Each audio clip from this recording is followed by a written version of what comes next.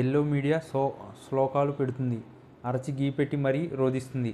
దాని బాధల్లా ఒక్కటే. చంద్రబాబు హయాంలో ప్రభుత్వం ఆదాయం బాగానే ఉన్న సాక్షి మీడియా దాన్ని తక్కువగా చేసి రాసింది అని. జగన్ ప్రభుత్వంలో కంటే ఆదాయం ఇప్పుడు ఎక్కువే ఉంటే ఆ మాట నేరుగా చంద్రబాబే ఢంకా బజాయించి మరీ చెప్పుకునేవాడు. ఆయన ఆ పని చేయలేదు. కానీ ఆయన తరపు ఆంధ్రజ్యోతి యజమాని రాధాకృష్ణ మాత్రం తెగ బాధపడిపోతున్నారు. ఆయన గారి పత్రికలో ఈ మధ్య సంపదపై శ్లోకాలు అంటూ జగన్ పత్రిక రోతరాతలు అన్న శీర్షికతో ఈ కథనం ప్రచురితమైంది. పచ్చి అబద్ధాలతో నిండిన ఇట్లాంటి కథనాలు నిత్యం వండి వారుస్తున్నందుకే వైసీపీ నేతలు, సామాన్యులు చాలామంది ఈ పత్రికను చంద్రజ్యోతిగాను, బూతు పత్రికగాను విమర్శిస్తుంటున్నారు.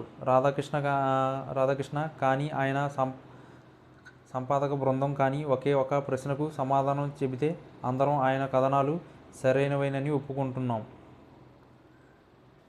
ఒప్పేసుకుందాం. ఆ ప్రశ్న ఏమిటంటే, ఎన్నికల ముందు చంద్రబాబు చెప్పిందేమి, ఆ తర్వాత ఏడాది కాలంలో ఆయన చేసిందేమిటి? అప్పులు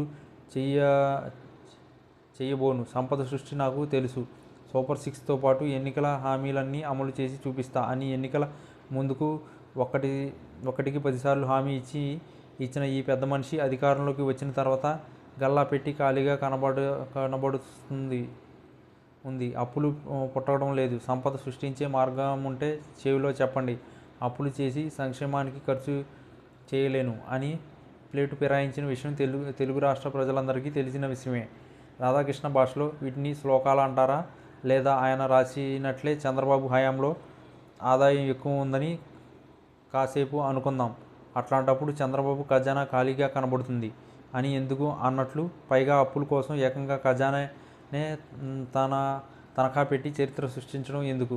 అప్పులు పుట్టడం లేదన్న బాబు మాట కూడా నిజమే అయితే ఏడాది కాలంలో రూపాయలు 1.5 లక్షల కోట్ల రుణం చేసిన రికార్డు మాటేమిటి? జగన్ హయాంలో ఆదాయ తక్కువ ఉందన్న సంక్షేమ పథకాలన్నీ ఐదేళ్లు చక్కగా అమలు చేశారు కదా, దానికి సమాధానం ఏంటి?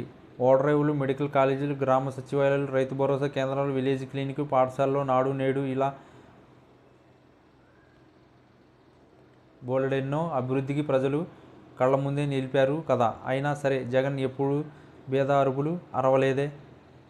ఒక పక్క చంద్రబాబేమో ఖజానా ఖాళీ అంటారు, ఇంకో పక్క రాధాకృష్ణ ఆదాయం బెస్ట్ అంటారు. ఏది నిజం? ఈ ప్రశ్న సమాధానం కాగ్లెక్కల్లో వెతుకుదాం. జగన్ పాలన చివరి ఏడాది రాష్ట్ర రెవెన్యూ రాబడులు మొత్తం సుమారు రూపాయలు 1.74 లక్షల కోట్లు. ఆ తర్వాత చంద్రబాబు పాలనలో తొలి ఏడాది రూపాయలు 1.68 లక్షల కోట్లు. అయితే ఆంధ్రజ్యోతి 2014-2015 సంబంధించి రెవెన్యూ లోటు మొత్తాన్ని కేంద్రం 2023-24లో ఇవ్వడం వల్ల జగన్ హయాంలోని ఆదాయం ఎక్కువగా కనిపిస్తుందని అంటుంది.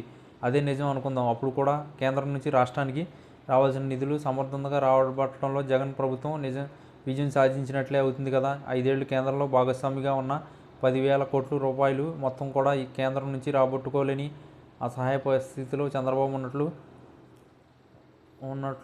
రాధాకృష్ణ ఒప్పుకున్నట్లేనా? జగన్ ప్రభుత్వం 12వ ఆర్థిక సంఘ నివేదికను కూడా రాబట్టుకుందని ఆంధ్రజ్యోతి చెబుతుంది. ఇది కూడా జగన్ గొప్పదనమే అవుతుంది కదా.